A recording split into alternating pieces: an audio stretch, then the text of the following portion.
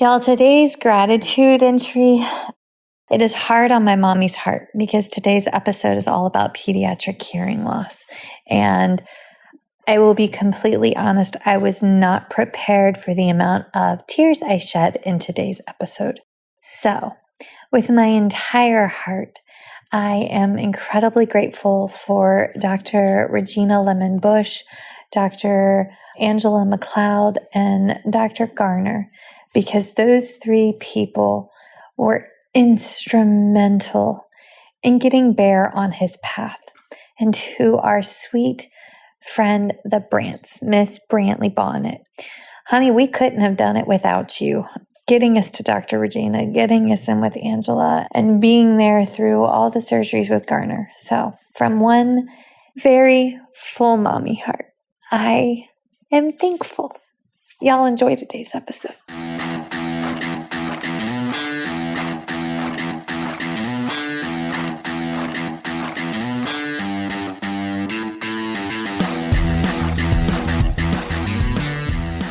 Hi, folks, and welcome to First Bite, Fed, Fun, and Functional, a speech therapy podcast sponsored by SpeechTherapyPD.com.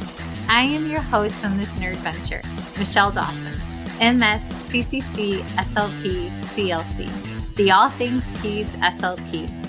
I am a colleague in the trenches of home health early intervention right there with you.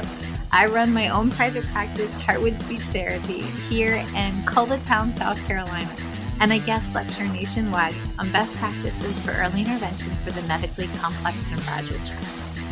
First Bite's mission is short and sweet, to bring light, hope, knowledge, and joy to the pediatric clinician, parent, or advocate. By way of a nerdy conversation, so there's plenty of laughter too. In this podcast, we cover everything from AAC to breastfeeding, ethics on how to run a private practice, pediatric dysphagia to clinical supervision, and all other topics in the world of pediatric speech pathology. Our goal is to bring evidence-based practice straight to you by interviewing subject matter experts. To break down the communication barriers so that we can access the knowledge of their fields. Or, as a close friend says, to build the bridge. By bringing other professionals and experts in our field together, we hope to spark advocacy, joy, and passion for continuing to grow and advance care for our little ones. Every fourth episode, I join in. I'm Erin Forward, MSP, CCC, SLP, the Yankee by way of Rochester, New York transplant, who actually inspired this journey. I bring a different perspective, that of a newish clinician with experience in early intervention, pediatric acute care, and nonprofit pediatric outpatient settings. So sit back, relax, and watch out for all our squirrels and enjoy this geeky gig brought to you by SpeechTherapyPD.com.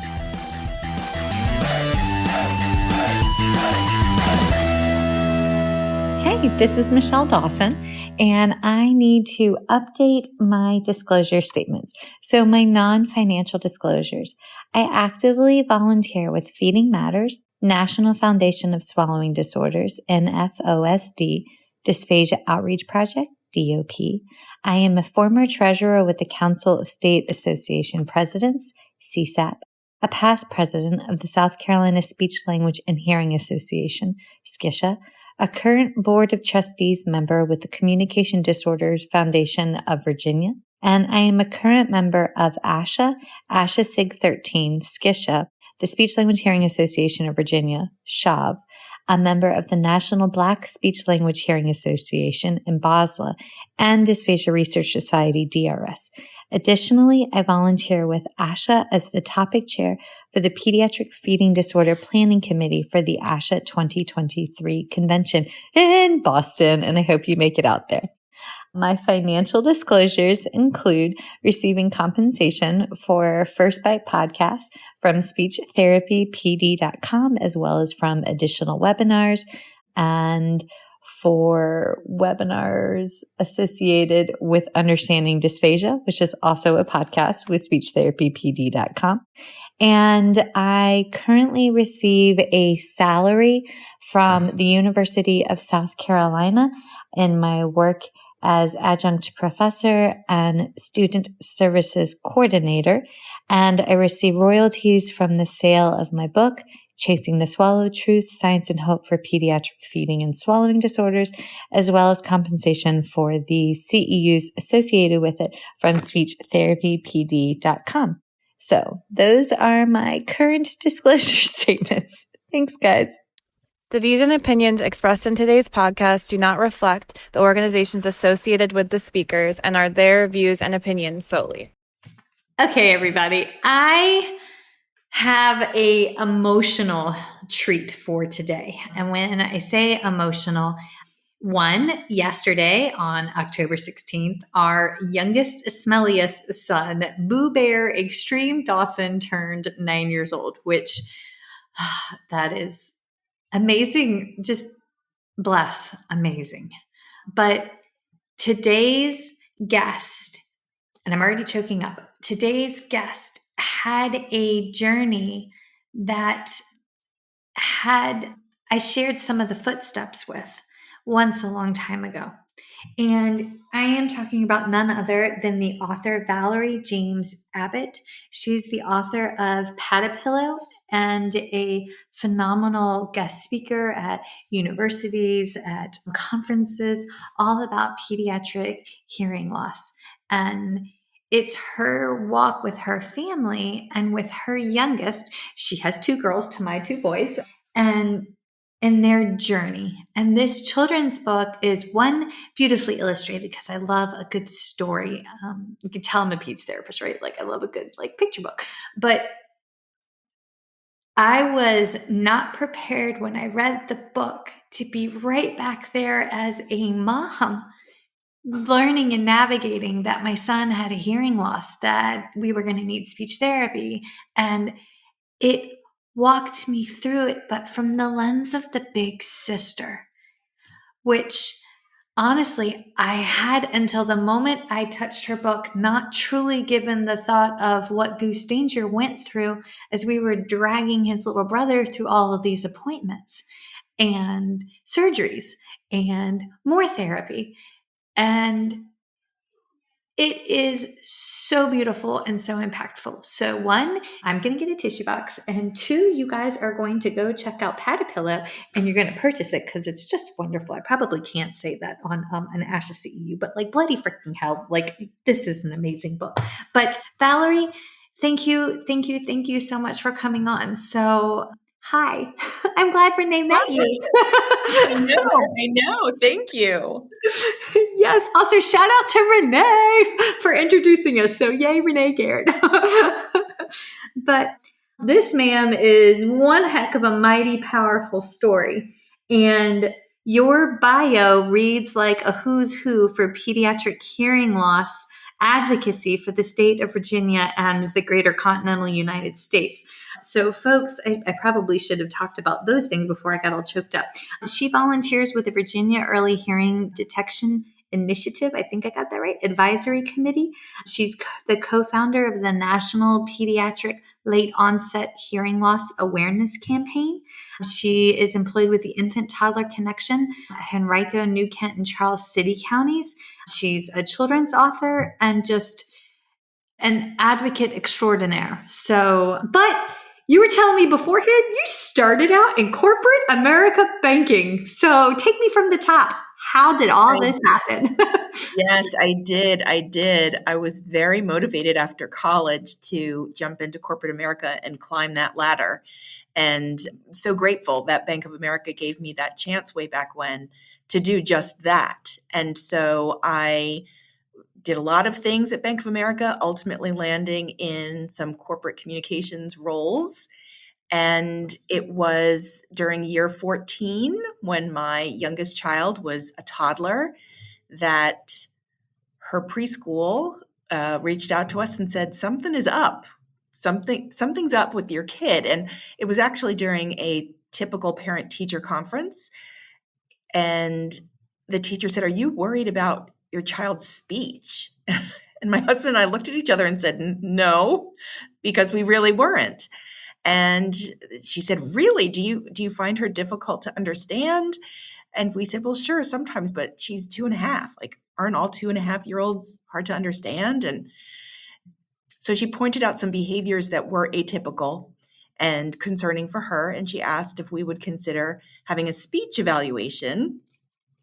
Started with a speech evaluation in early intervention. So we called the early intervention office, the one that I am literally sitting in right now. This is where we called, talk about full circle, and said, I don't know what we're supposed to do. Someone told us to call you. They came out, and within a few hours, it became abundantly clear we were probably looking at a hearing issue, and that was confirmed a few weeks later.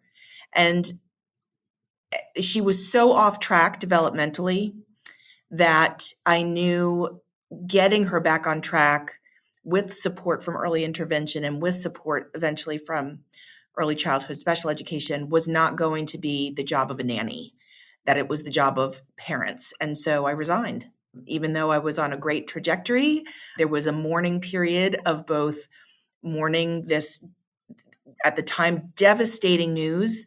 No one could tell us how she lost her hearing, when, why it happened. She was an incredibly healthy child, and simultaneously grieving the loss of a career that I had worked really hard on.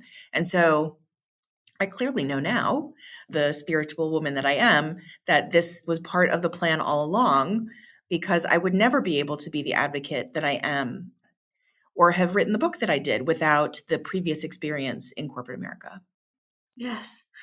It is very humbling to sit back and watch. And y'all know I'm a woman of faith and I'm a Christian, but for me, it's very humbling to sit back and watch God move before me in ways that I couldn't fathom. Yep. Also, I appreciate that you give permission to mourn the loss of a career while also giving permission to mourn the loss of your daughter's hearing, because so many career women don't give ourselves the grace for that.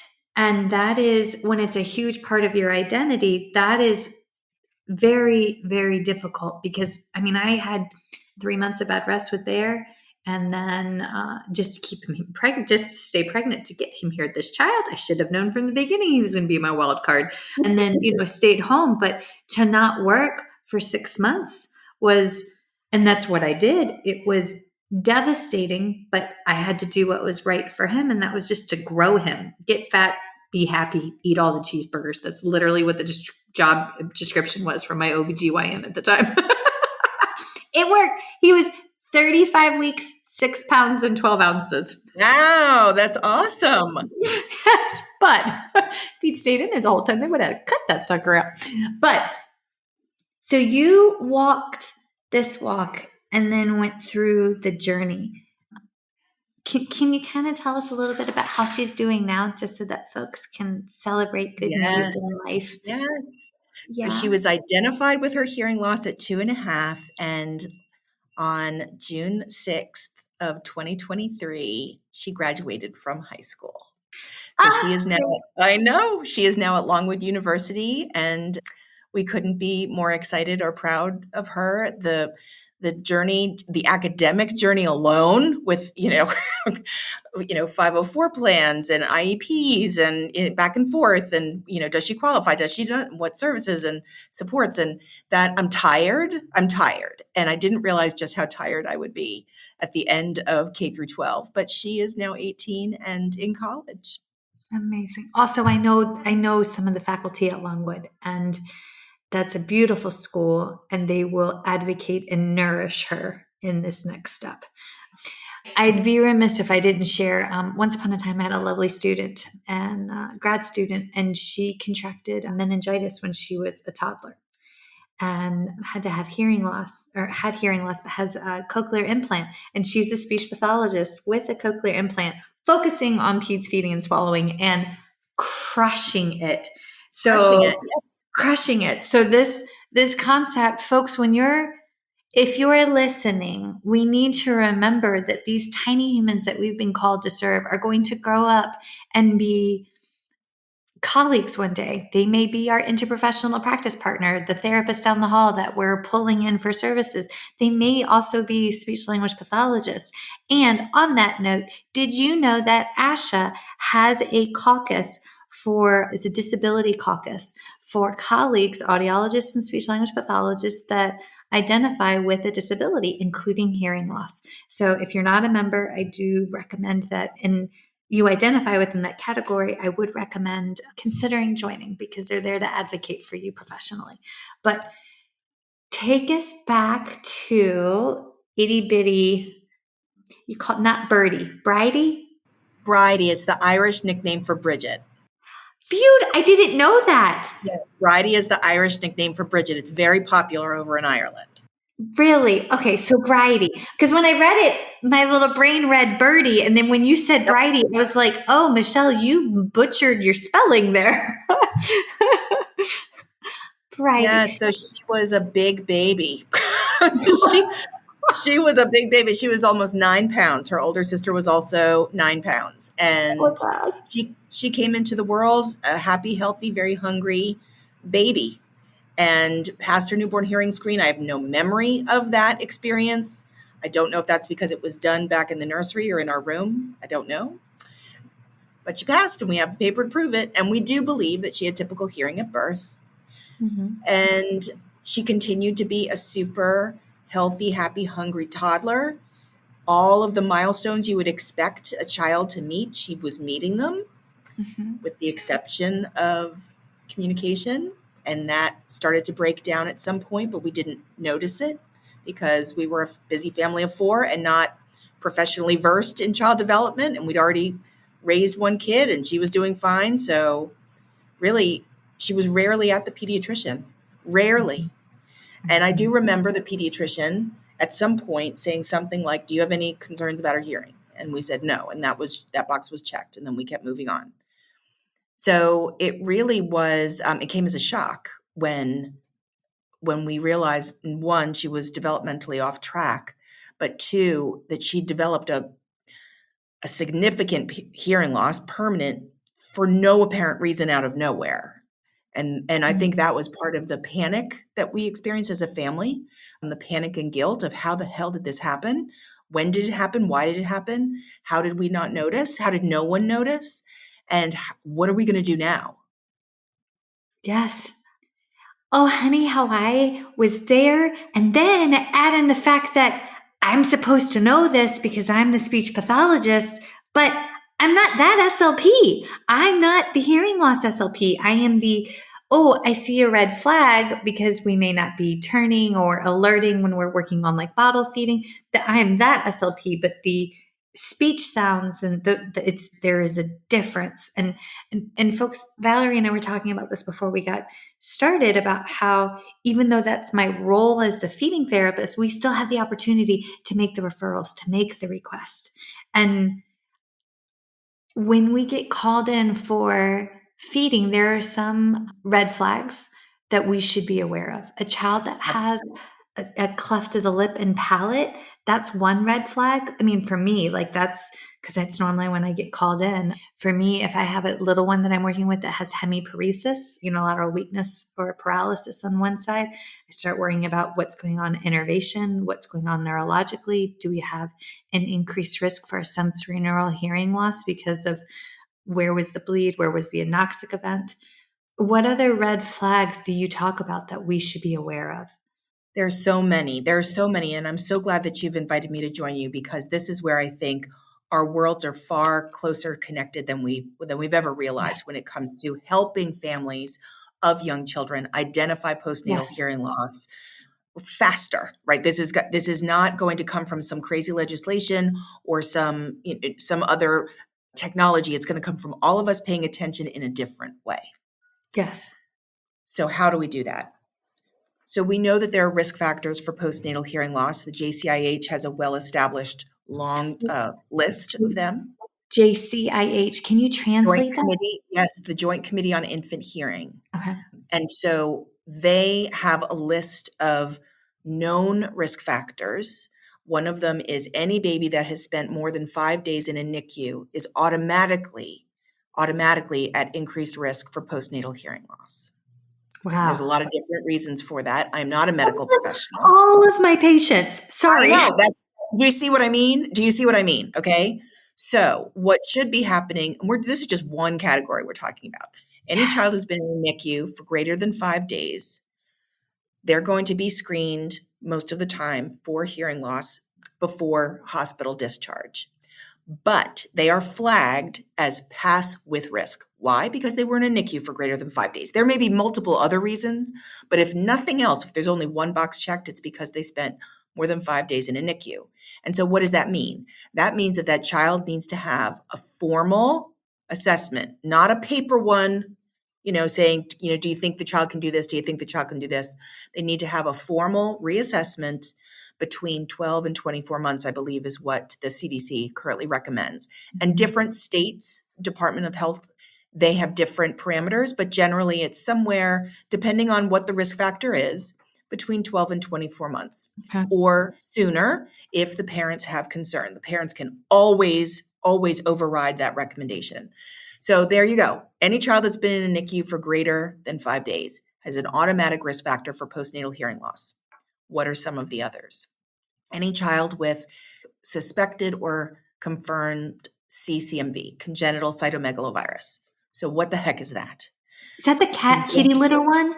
No, it's not. Why do we know all about the kitty litter one? I know all about the kitty litter because when I was pregnant, they were like, do you have cats? I was like, no, I have dogs. And they're like, do you have any sandboxes outside that have dogs? And I'm like, what? That and don't eat turkey, like the turkey deli meat. Yeah. I know those two warnings, but okay, continue. So congenital cytomegalovirus is the number one non-genetic cause of early childhood hearing loss in the United States, above all other non-genetic causes. But what is it? This is it is a virus that for you and I, we have probably had it. People older than us have definitely had it. People younger than us might have had it. It's generally the sniffles. Okay. For us, a healthy person, it is no big deal. The issue becomes if a woman is pregnant, has not been exposed to it, has not been infected with it, and becomes exposed and infected while pregnant. The impact on the fetus can be catastrophic, but sometimes it's not catastrophic. But the number one thing that it causes is sensory neural hearing loss. And in many cases, that child is asymptomatic at birth. They come out, they look fine. Sometimes they have a rash. Sometimes they have other things where we need to do this test. But frequently, they are asymptomatic. They come out, everything is fine. And they go home, and sometime between birth and 5 or 6 or 7 years of age, that child's hearing changes permanently. And we are not talking about this. So let's say, for example, that we have a child that is born with congenital CMV. They appear asymptomatic. And then when they get home, there's some feeding issues. There's some swallowing issues. There's some other issues going on. Okay. After 21 days of life, we can't test for congenital CMV. So it's important that if we're going to be screening, we're doing that. That's a whole other podcast. But what happens are you not screening for this? No, and no. So here, I know you are a national/international podcast. So I can tell you what we're doing in Virginia. I can tell you what we're doing in a couple of other states. So in Virginia, starting in September of 2020, any child that fails the newborn hearing screen in the hospital is automatically tested for congenital CMV, CCMV, with a swab of the mouth. That test goes out. It comes back fairly quickly within a day or two, and we can confirm that CCMV was detected at birth, and then they have to go for a more extensive urine sample, I believe. And if we detect and can confirm CCMV infection within the first 21 days of life, that family has some decisions to make. There are antivirals that can be offered, and they're strong. They're really strong, but they can improve the hearing outcome in many cases. But the thing is this, it's one, if the child fails their newborn hearing screen, okay, so we need that to be accurate. but there's no global universal screening for CCMV in Virginia yet. I think that's down the road, but not for a while. We now have, I think, 1 or 2 states in the United States that now have universal CCMV screening. So every baby that's born in the hospital, just like they get the heel prick, just like the hearing test, they will also get a CCMV screening. And again, that's especially important for those asymptomatic children because the parents have the option of considering antivirals to minimize the impact of the infection postnatally. So, are you familiar with SHAV? I am very familiar with SHAV. I'm hoping one day they'll make me like an honorary member as a parent advocate. Just put 2 cents in there. Poor Skisha, man. I moved 2 states and now they're like, now Michelle's all up Shav's butt. Huzzah, not us anymore. Okay, so I'm past president of Skisha and I've got some girlfriends down there that I need to connect you to afterwards that head up some of the hearing loss initiatives in South Carolina. But I'm just thinking, this is how this is how you connect them. Right? So this is where we're talking about feeding issues, swallowing, all of these other things they don't feel connected to pediatric hearing loss. But when we think about, do we know the cause of why we're here in the first place? Do we know what caused the child's current condition that's requiring these therapies? If the answer is it could have been CMV, but we didn't test because we missed the 21-day window because he was asymptomatic at birth or whatever, if there's a chance that it could have been CMV, again, congenital, because CMV that's acquired after birth does not cause these issues, we need to be tracking those children's hearing annually for years, not just 12 to 24 months, but for years. So that's just one category. Yes, that's but also if it's one swab, why are we not doing this? Because it's expensive. But if you did that many of them, the overall cost would go down.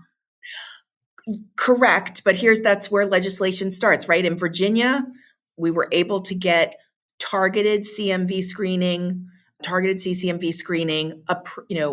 approved and blessed by the General Assembly. So we started there. And that's where many states start. But it's expensive. There was a time when, universal newborn hearing screening wasn't taking place. And there were some places that were happening. And now we are doing it. I think CMV is going to be there someday, but we need a bunch of loud people out there demanding it. I am loud, joyfully so. Make a righteous noise. Weren't we commanded that? Yes. Okay, continue. Okay, so on this list of things that are potential before we go down that rabbit hole further. I know, that is a rabbit hole. It's a deep, deep, deep rabbit hole. We could spend a lot of time there. So the other one is, children with Down syndrome or other syndromes are at increased risk. Children of Hispanic descent. Didn't know that. So any child who is of Hispanic descent is at an increased risk for early childhood hearing loss, and they're greater than any other community living in the United States. And there's a lot of different theories for that, but it's true. Data tells us that. It may not tell us the why, but it tells us the fact that it is there's a higher occurrence of it. Okay. So there's one. Although that is not necessarily a JCIH risk factor, that is still a risk factor that we need to consider. Any child who has had chronic otitis media. So you may have a child that you're dealing with, you're doing feeding therapy with them, and this kid is the ears are giving the parents a time. And we have children who are tubes and all sorts of things. And how do we get the fluid out, and infection after infection after infection? And, 18 months later, we still haven't retested the child's hearing. And yet we know that there's this chronic issue that the JCIH, again, lists as a risk factor for postnatal hearing loss. Okay. So folks that do feeding, if you're listening, hang with me, because interesting case studies that are my child and some of the patients that I have served. Bear had very large palatine tonsils. So fascial pillar tonsils, the tonsils that are right there between the fascial pillars, those tonsils weren't large laterally. So when you're looking at them, they didn't bulge out of the pillars when you do your oral mech exam. But his were large anterior posteriorly. So when he laid down at night and went to sleep, they blocked and occluded his airway. Now, if you have children that have larger tonsils here and or they have larger adenoid tissue, especially if it's low tone, what happens is it disrupts the normal aerodigestive tract. If that tissue mass causes enough of an occlusion, when they go to inhale and bring it in, it's like the opposite of the Bernoulli effect. And that disrupted aerodigestive tract process can actually pull the cricoesophageal sphincter, the sphincter to your esophagus, open, and that vacuum sucks up your gastric contents. So you may not have GERD during the day when you're up and running, but when you're down for a nap, when you're down asleep in your car seat, when you are down for the night in your crib, it may actually pull your gastric contents up. Well, your eustachian tubes run into your throat, right? They run into the back of the throat. That gastric contents can clog and occlude the eustachian tubes from the inside out. So, so for us, we had chronic otitis media, but he kept getting junked up from an internal source because he just had great big adenoids and tonsils, bless his heart. And it wasn't a tonal issue. I mean, that's my oldest. So he has a different past medical history, right? But this is what it is. Now, for your patients that have a pediatric feeding disorder, sit back and look at how many of them are obligatory mouth breathers and how many of them have acid reflux. That can go hand in hand. So it makes sense to me that we have chronic otitis media in conjunction with kids that have GERD, but are we having GERD in conjunction with the pediatric feeding disorder? Because PFD is a 1 in 37 prevalence for children under the age of 5, and a huge comorbidity of that is GERD, and GERD can trigger conductive hearing loss. So there's an overlap here. Sorry, Continue. But see that this is exactly what I'm talking about, is we are more closely connected than we realize. Yes. These two, right? All of these different specialties and fields. Okay, so a couple of other things.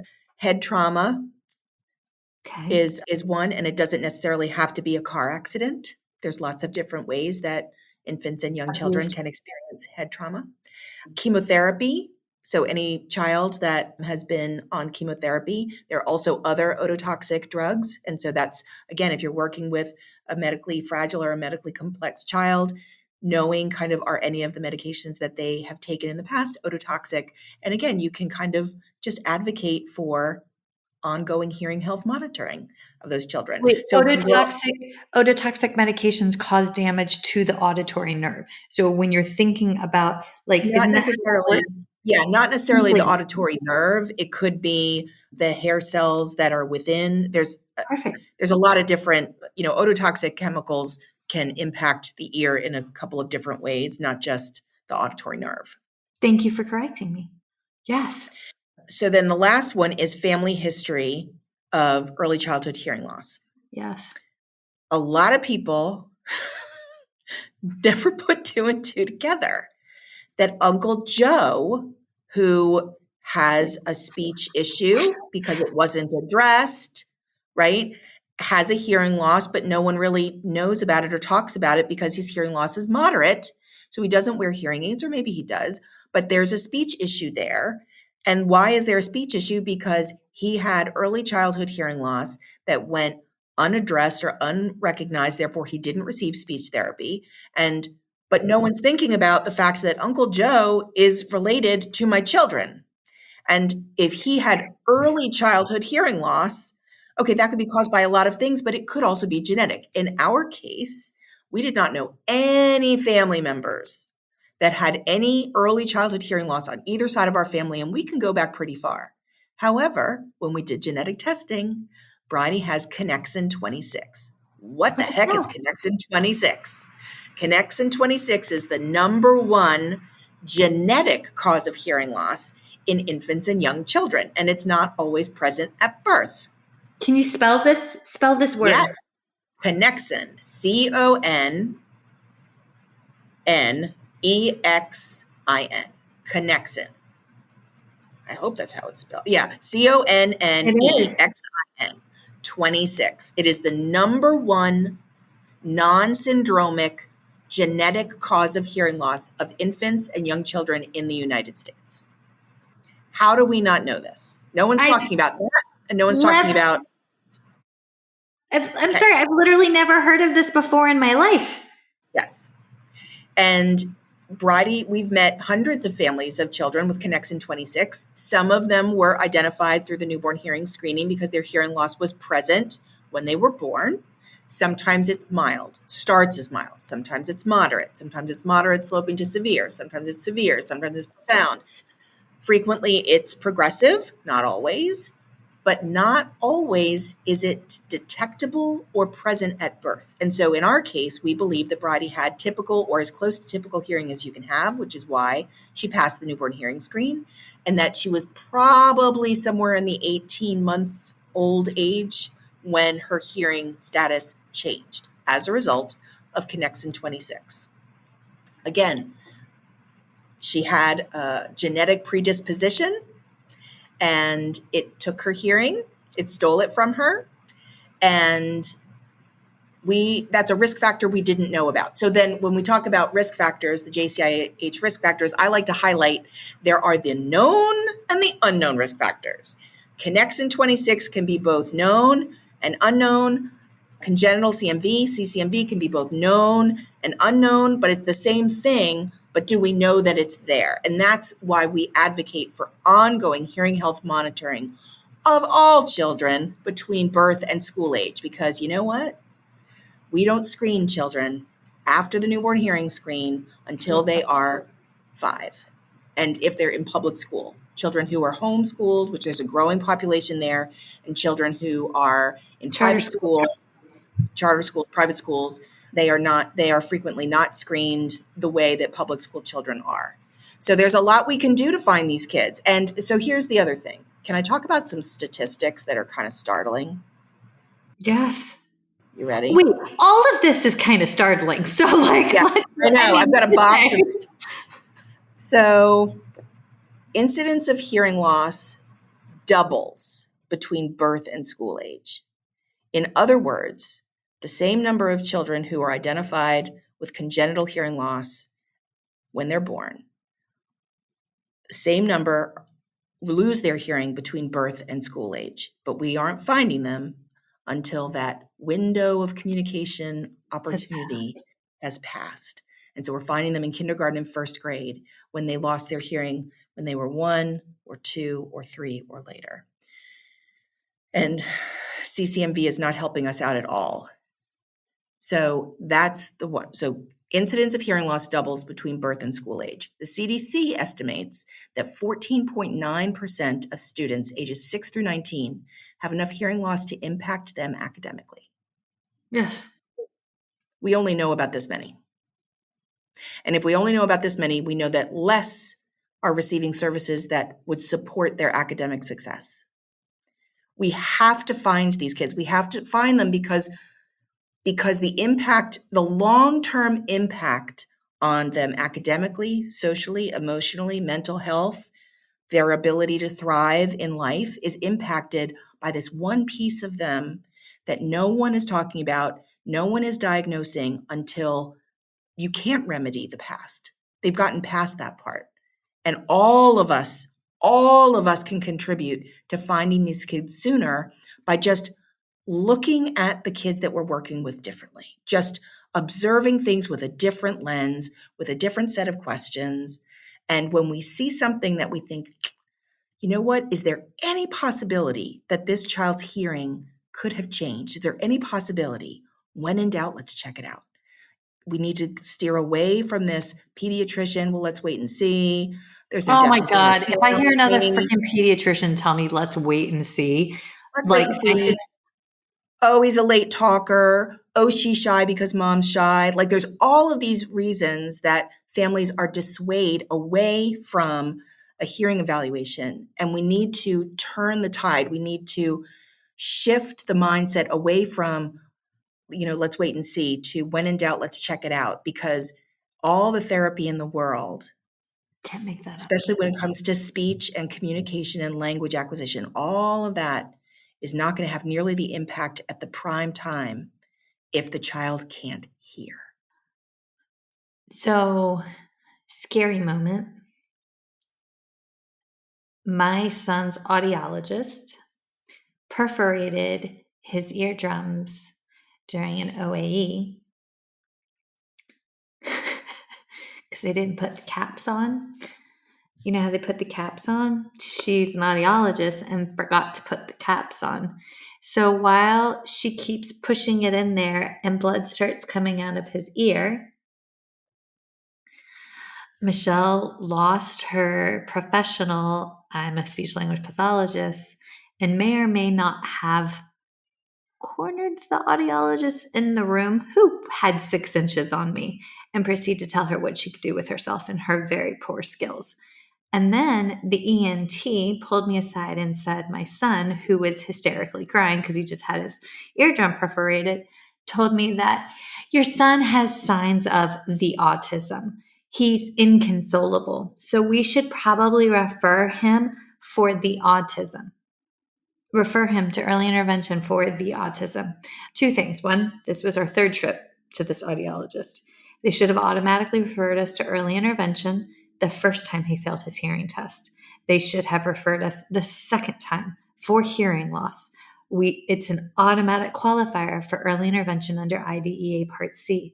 I work in IDEA Part C, but not that kind, so I didn't know. Right. And I brought my grad student that day with me. Leslie, I will forever thank you for this, because I wanted her to see what a hearing test looked like in the real world. I thought this would be a great learning opportunity. Bless Leslie. Leslie was like, I thought you were going to murder her. I was like, I thought I was going to murder her, but I didn't. There was no crimes committed. Thank you, Jesus. She ended up subsequently losing her job at that facility, but I didn't actually have much to do with that. That was me making one complaint, and apparently others had made complaints. But popping people's eardrums is frowned upon, especially when you do it more than once. Just gonna go out on a limb and say that. Anyways. Well, I'm so glad you mentioned that, because this is another thing that I want to mention to your listeners is there is a difference between an audiologist and a pediatric audiologist and an audiologist that is willing to see children. Okay. Yeah. And we have too many audiologists that are willing to see children that are doing a disservice to children who are deaf and hard of hearing. Yes. It's not their scope. It is different. It is completely different. And so what we advocate for our family and most other families, and you are probably of that mindset, is children who are young children need to be seen by pediatric audiologists. They know which tests are best, how best to do them, when the environment, this is not going to work. We are not going to get good test results from here. The goal is to know the hearing status of the child, not to finish the test. Yes. Beth at USC, Beth at the University of South Carolina, Dr. Beth, my experience with her has set the bar here. She met us. Erin, the co-host of the podcast, this whole thing was her idea a lifetime ago. She was the grad student that was assigned. So I met her when I was a complete basket case, knowing this is going to be the 3rd or 4th hearing test that we failed.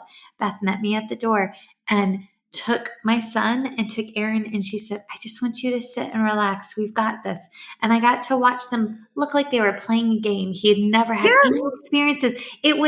He was surrounded by beautiful graduate students, and his little 2.5-year-old tiny man self was just like in hog heaven. Totally different experience, because it was a true pediatric audiologist and not a audiologist who worked with kids who did not know what they were doing. That's right. And it's so unfortunate, because there's so many audiologists out there, and I know after this I'm going to get some nasty grams, but there's so many. I know. But here's the thing is, it's true, and they know it. And so, there is a difference between an audiologist generally sees the adult population, an audiologist that is a pediatric audiologist, that their primary audience are infants and young children. And then there are audiologists that will see children. And those are the ones that I really worry about because, one, rarely have I heard of them actually diagnosing a child. When they see a child and they're like, oh yeah, yep, hearing loss is present for sure. Frequently, they don't want to be the one to give the official diagnosis. So they're going to refer to a larger clinic or to a university clinic anyway. So then why did they do the start eval in the first part? We said the exact same thing simultaneously. Oh, what did you say?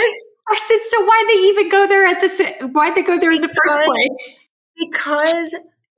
Because Uncle Joe goes to Dr. So-and-so and he's gone there all the time, or because you live in a town where there isn't a pediatric audiologist, but there's an audiologist in the town and everybody who uses hearing aids goes to them. So there are reasons why families go. I understand why families go, but as a professional, you can advocate for families like mine to say, if they're like, yeah, you know what, we're going to have the hearing tested. Great. Where are you thinking of having that done?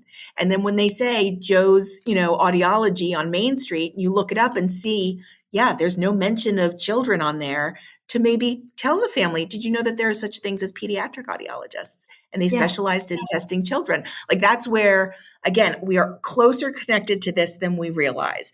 And chances are, if you are working with, 100 children over the course of a few years, a handful of them, if that, will ultimately end up having some kind of hearing loss.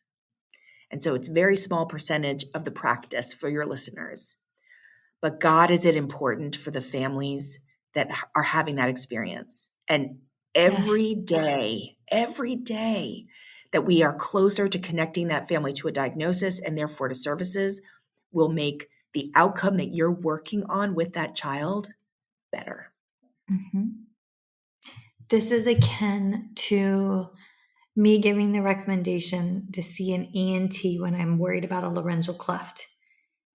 And not all ENTs treat pediatrics, and not all pediatric ENTs, treat laryngeal clefts. That's and right. Because a level 1 laryngeal cleft can be very difficult to observe if you haven't seen it before. Or not all pediatric ENTs are pediatric sleep board certified. So if they don't have that certification, they will not understand the nuances of the aerodigestive tract and the nuances of how obstructive sleep apnea can lead to ADD, ADHD, exacerbate GERD, and trigger all of these things because they just don't hold that advanced. It is a board cert that lasts for 7 years, and then you have to reapply, resit. So, folks, this is why we engage in interprofessional education. We are called to learn about our allied health and medical and community-based partners and what they bring to the table and their nuances so that we can advocate in those moments for IPP. And y'all, thank you, because good Lord, we do this like every single week, or like sometimes we miss a week or two and then drop like 3 at once, but life.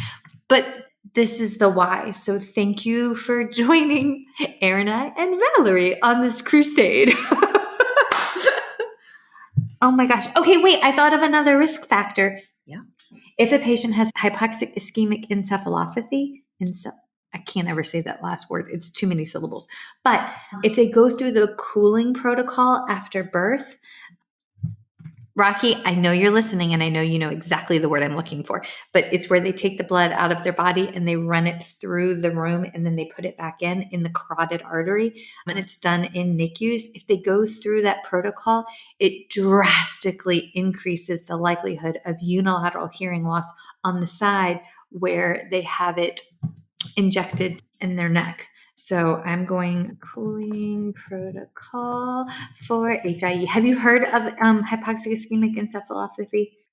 I have heard of it, and again, just heard of it. But so I'm assuming those babies have spent more than 5 days in a NICU, correct? ECMO.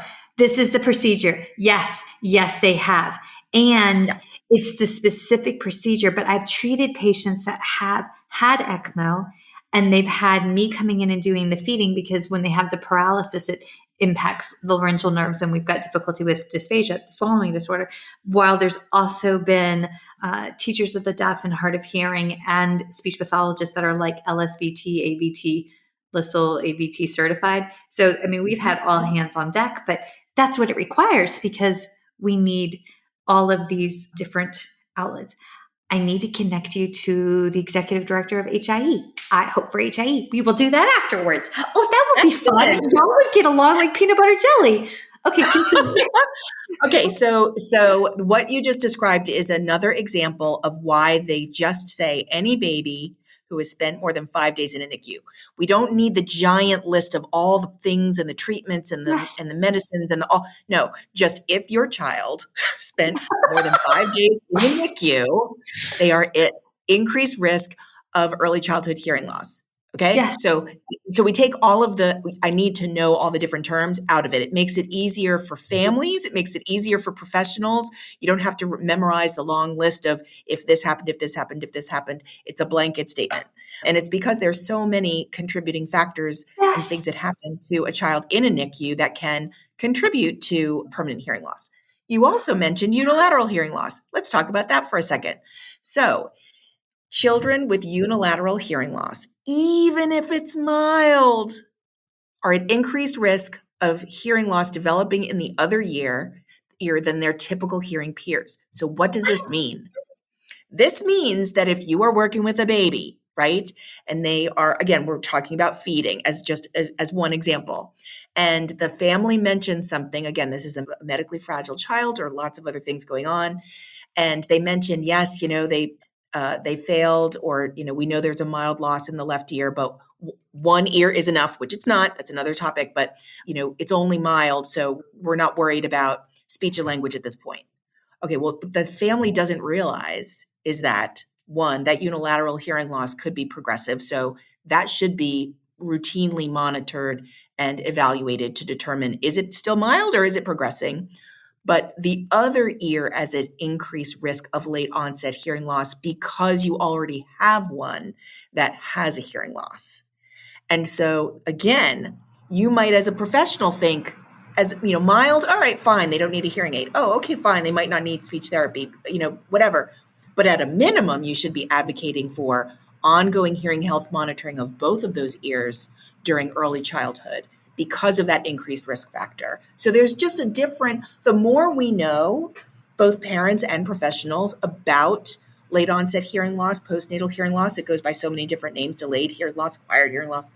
The more we know about it, the more we can just be hyper vigilant to notice things that we might not have noticed before and to recommend things that we might not have recommended before that maybe aren't within our professional, I'm accredited to talk about this, but as a professional, don't I have an obligation to share what I know with the family and then leave it up to them to decide what to do with that information?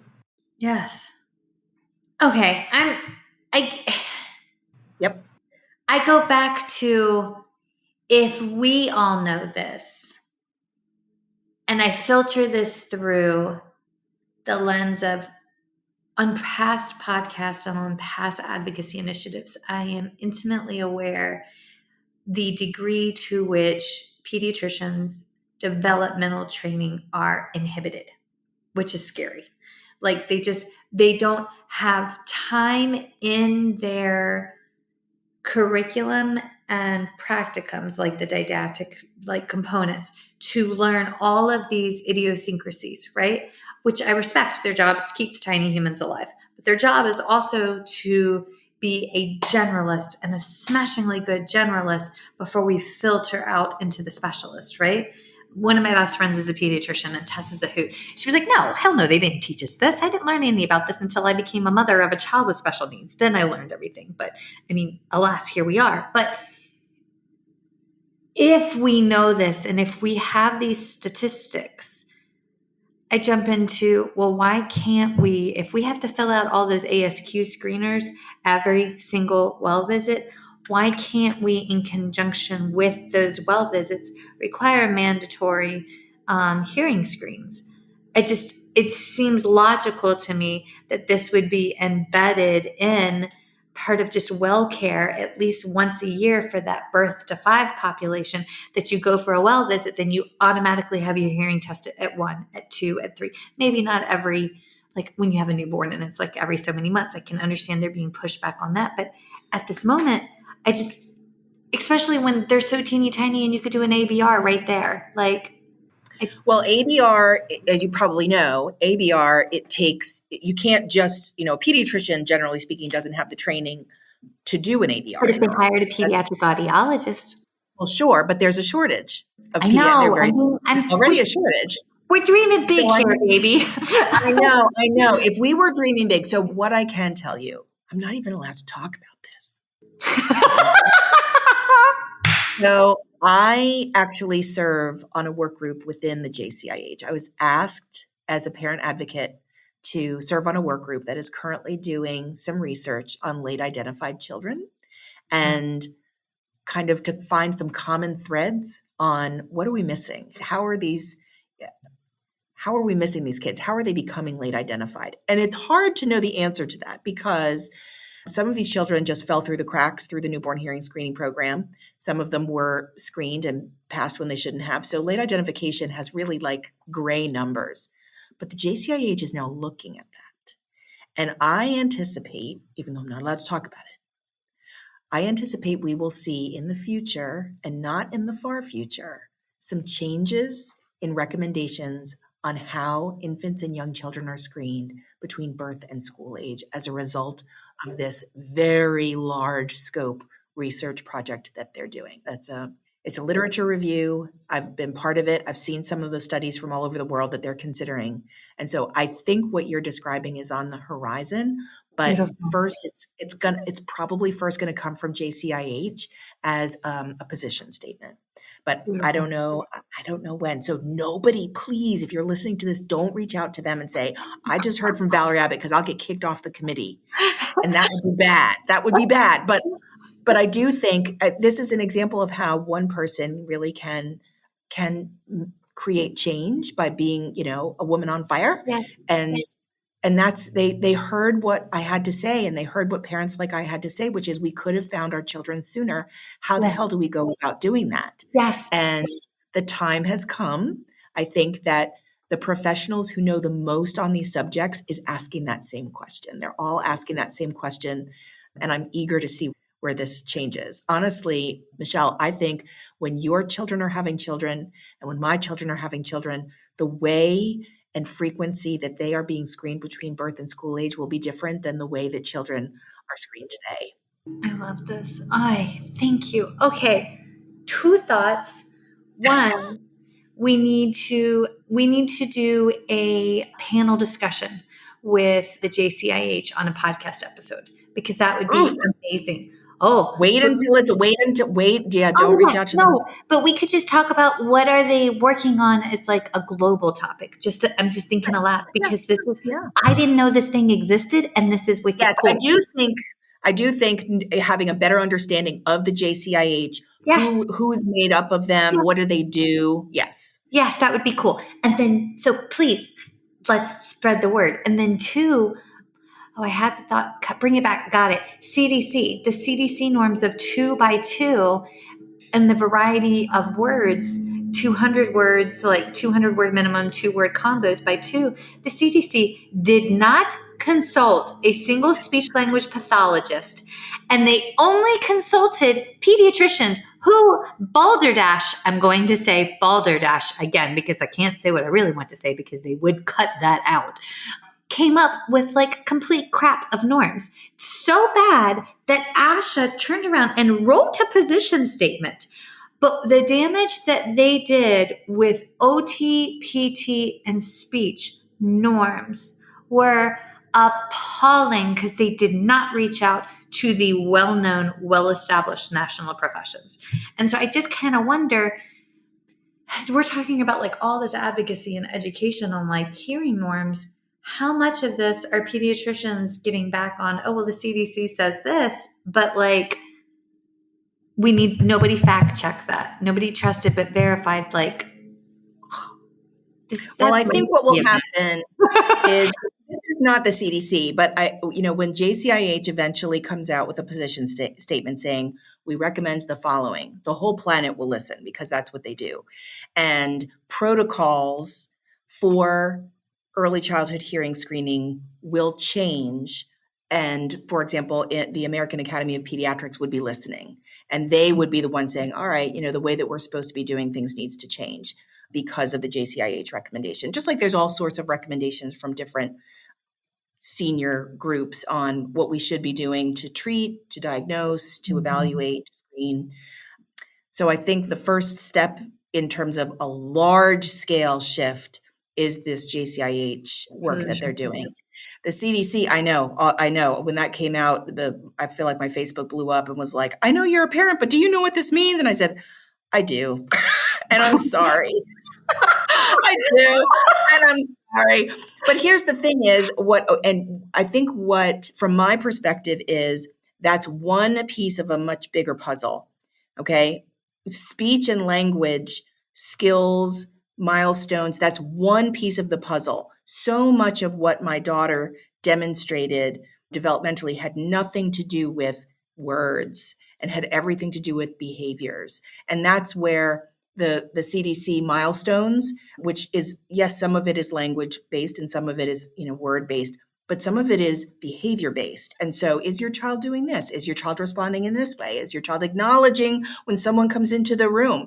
And so there are other ways of monitoring development that, yeah, I know they screwed this up. And I'm so glad that Asha spoke up and put out a position statement. But some of the other things that the CDC has put out in terms of monitoring milestones, still, and that's one of the things as a parent that we didn't do. We did not monitor milestones except for weight. Is she gaining weight? If she's gaining weight and she's staying healthy, then we're good.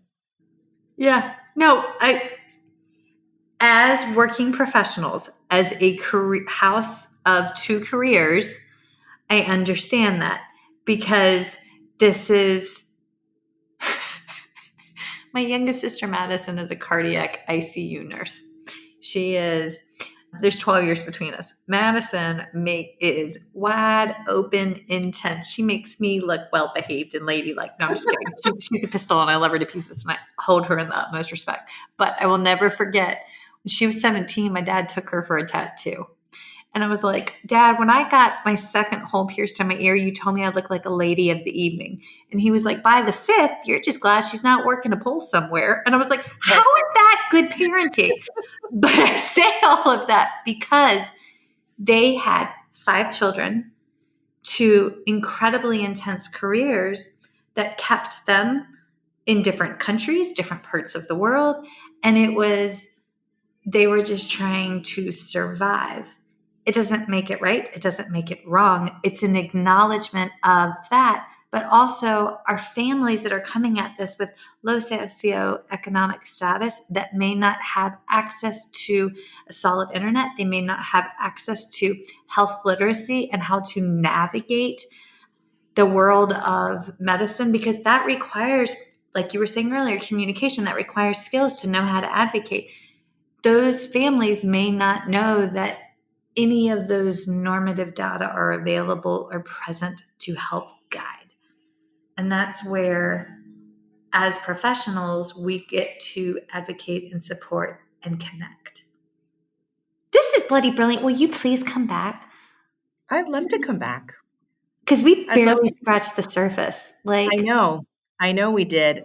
There's so many pieces of this that, we could dive deep on each of them, but yes. I'm grateful that you saw the value in really revisiting this topic that sometimes is talked about in graduate school for about 2 minutes. And it's a sidebar in a textbook we don't open anymore. That's what I've been told.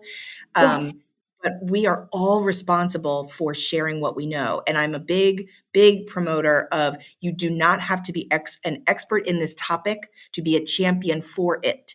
So if some part of this has grabbed your the attention of a listener and they're like, you know what, I know about this, or I want to learn more about this. Great. Then share what you've learned with others. Like that's how we're going to improve discovering these kids sooner, is by all of us creating a buzz that doesn't last a day and doesn't last a year, but lasts our lifetime. Okay. My brain is flying. I have so many ideas. Okay, folks, I need to wrap us up so that her and I can proceed to have a sidebar conversation. But one, I love you. I am so grateful. Renee doesn't, she's like, Michelle, you need to meet this woman. So Renee, again, thank you. Okay, so if somebody is listening, how can they reach you when they have additional questions? Sure. So I encourage anyone who wants to connect with me directly to email me at valeriejamesAbbott@gmail.com. I do get back with everybody fairly quickly. So that's my personal email address. My website is valeriejamesAbbott.com, and there's some information out there. And, there's so much information on late onset hearing loss. Mm-hmm. It's just, you have to go looking for it. So I hope this has inspired some people to just start going down a rabbit hole on their phone late at night, like I do, to learn a little bit more, about this topic, because it will charge you. I hope it charges your listeners to learn more about it. When I go down a rabbit hole in the middle of the night, we end up doing additional podcast, or a bedroom or a room in the house turns a completely different color. And normally it's varying shades of the original color, just a shade or two lighter. So those rabbit holes can be dangerous. Also, Mr. Dawson, you are the most patient man that was ever created, and I love you dearly. And the basement will one day be done. Okay. Now, my next question is, as Grandma would say, if somebody has any love money lying around, what can they donate to? How can they tithe their time if they have time and not finances? I mean, we're knocking on the door for Christmas vacation here. So Yes. I'm so glad you asked that. So anyone can be an ambassador for this cause. So you can take this information, and if you need a PowerPoint on it, you want to present on it, reach out to me and I'll send you something that I have, and you can claim it as your own and slap your name on it. If you have some love money, there is a fund called the Listen Up Fund. It is run by a 501c3 that is here in Virginia, and the funds are intended to be used for anyone who really wants to take this message forward but doesn't have the funding to do it. So, for example, if there's a group that wants to put up posters on the topic of late onset hearing loss, we already have those available, but they don't have money for printing them. That's what this fund is for, is to make it possible to spread this message with the army of people who want to help. So and the link for that can be found on my website. beautiful. Thank you so very much. Folks, if you're listening, I do have one request. We are about 5 weeks away from ASHA in Boston. And full disclosure, I'm topic chair for the Pediatric Feeding and Swallowing Disorder Committee for ASHA this year. But there is such an intimate overlap between PFD swallowing and those that are at risk for a hearing loss. So come to ASHA, come to Boston, check out this amazing lineup that volunteers from across the globe have worked to put together, but also go check out some of the pediatric hearing loss courses. Go check out some of those early language courses and grow your evidence-based triangle, because there's so much more that we can learn. So also thank you again for taking a peek. Find us on First Bite Podcast on Instagram, on the land of the Facebook. I do post on LinkedIn, but I don't really understand LinkedIn. So I just talk about what cool podcast episode is out this week. And as always, feel free to message us through the First Bite Podcast, because the emails will probably die in my inbox. I'll eventually get to them, but not in the timeliness with which Valerie does it. So Valerie, thank you with my whole heart for coming on. Thank you for the invitation. This has been great. Awesome. Thanks, hon. Feeding Matters guides system-wide changes by uniting caregivers, professionals, and community partners under the Pediatric Feeding Disorder Alliance. So what is this alliance? The Alliance is an open access collaborative community focused on achieving strategic goals within 3 focus areas: education, advocacy, and research. So who is the Alliance? It's you. The Alliance is open to any person passionate about improving care for children with a pediatric feeding disorder. To date, 187 professionals, caregivers, and partners have joined the Alliance. You can join today by visiting the Feeding Matters website at www.feedingmatters.org. Click on PFD Alliance tab and sign up today. Change is possible when we work together. That's a wrap, folks. Once again, thank you for listening to First Bite, fed, fun, and functional. I'm your humble but yet sassy host, Michelle Dawson, the All Things Peds SLP. This podcast is part of a course offered for continuing education through speechtherapypd.com. Please check out the website if you'd like to learn more about CEU opportunities for this episode, as well as the ones that are archived. And as always, remember, feed your mind, feed your soul, be kind, and feed those babies.